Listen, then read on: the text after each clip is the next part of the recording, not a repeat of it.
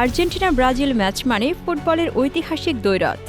একে অপরকে ছাড়িয়ে যাওয়ার এই লম্বা ইতিহাস পাড়ি দিয়েছে শত বছরেরও বেশি। মাঠে দুই দলের মুখোমুখি দেখায় হাড্ডাহাড্ডি লড়াই হবে এমনটাই স্বাভাবিক। তবে তার হলো কই? লাতিন আমেরিকার বিশ্বকাপ বাছাই ম্যাচে আর্জেন্টিনার কাছে পাত্তাই পেল না ব্রাজিল। ৪-১ ব্যবধানে উড়ে গেল তারা।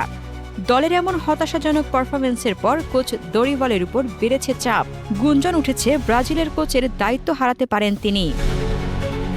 বিশ্বকাপ বাছাইয়ে এবারের রাউন্ডে নিজেদের প্রথম ম্যাচে কলম্বিয়ার বিপক্ষে ২-১ জয় পেয়েছিল ব্রাজিল। খুব কষ্ট করে সে ম্যাচের শেষ মিনিটে জয়ের দেখা পেলেও আর্জেন্টিনার কাছে বিধ্বস্ত হয়েছে কোনো প্রতিদ্বন্দ্বিতা ছাড়াই। ব্রাজিলের গণমাধ্যমের মতে আর্জেন্টিনার কাছে এমন অসহায় আত্মসমর্পণে কোচ দরিভাল দায়িত্ব হারাতে পারেন। এমনকি ব্রাজিল ফুটবল নিয়ন্ত্রণ সংস্থা সিবিএফ এরই মাঝে বিকল্প কোচের সন্ধান শুরু করেছে বলেও জানা গিয়েছে। তার বরখাস্ত হওয়া এখন কেবল সময়ের অপেক্ষা। আর্জেন্টিনার কোচ লিওনেল স্ক্যালোনির পরিকল্পনার কাছে ধরাশয়ী হয়েছেন দরিভাল। যে কথা স্বীকার করেছেন তিনি নিজেও। ম্যাচ শেষে বলেছেন, প্রথম মিনিট থেকেই আমাদের পরিকল্পনা কাজে লাগেনি।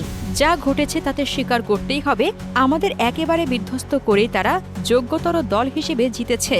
সন্দেহ নেই আমরা ঘুরে দাঁড়ানোর পথ বের করতে পারব। ব্রাজিলের হয়ে কোচ দরিভালের পারফরমেন্সকে খুব একটা খারাপ বলার উপায় নেই।